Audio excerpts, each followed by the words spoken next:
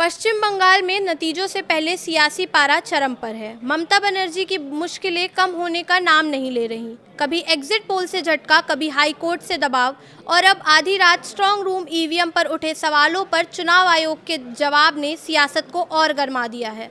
आखिर बंगाल में नतीजों से पहले क्यों बढ़ गई है ये बेचैनी। नमस्कार, मैं प्रिया श्रीवास्तव और आप देख रहे हैं न्यूज़ 18। बंगाल चुनाव रिजल्ट 2026 से पहले सियासी हलचल तेज है। दिन हो या रात, बंगाल में खलबली मची हुई है। स्ट्रांग रूम और ईवीएम पर टीएमसी भाजपा वाले नज़र गड़ाए बैठे हैं। कहीं कोई खेल ना हो जाए, दोनों खेमे में डर है। खुद ममता बनर्जी ईवीएम की रखवाली में जुट चुकी हैं। बंगाल में 4 मई को नतीजों से पहले खूब हाई वोल्टेज ड्रामा देखने को मिल रहा है।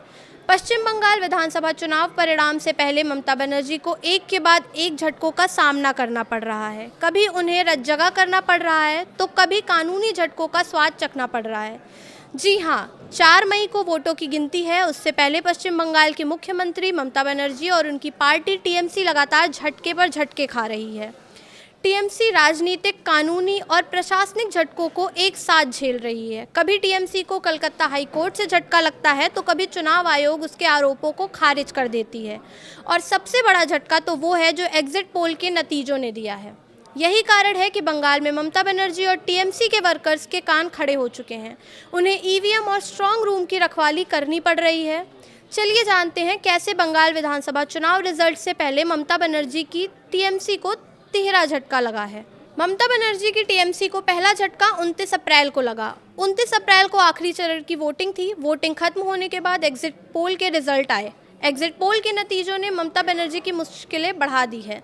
ज़्यादातर एग्जिट पोल ने बीजेपी को आगे दिखाया है, यानी 8 एग्जिट पोल में से 6 एग्जिट पोल भाजपा के पक्ष में थे और महज 2 ममता के पक्ष में। वहीं अगर बात करें दूसरे झटके की तो कलकत्ता हाई कोर्ट ने वोटों की गिनती की प्रक्रिया से जुड़ी टीएमसी की याचिकाएं खारिज कर दी हैं। कोर्ट ने उस याचिका को खारिज किया है जिसमें पश्चिम बंगाल विधानसभा चुनाव में मतगणना पर्यवेक्षक के रूप में केंद्रीय कर्मियों को नियुक्त करने के निर्वाचन आयोग के निर्देश को चुनौती दी थी।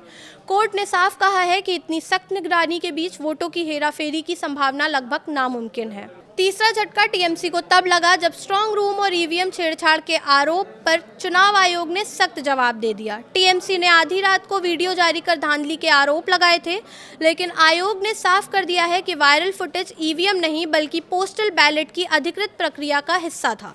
यानी चुनाव आयोग के सबूतों के साथ टीएमसी के दावों को खारिज कर दिया गया। अब बंगाल की सियासत में आरोप प्रत्यारोप और तेज हो गए हैं। फिलहाल बंगाल में नतीजों से पहले सियासी जंग अपने चरम पर है।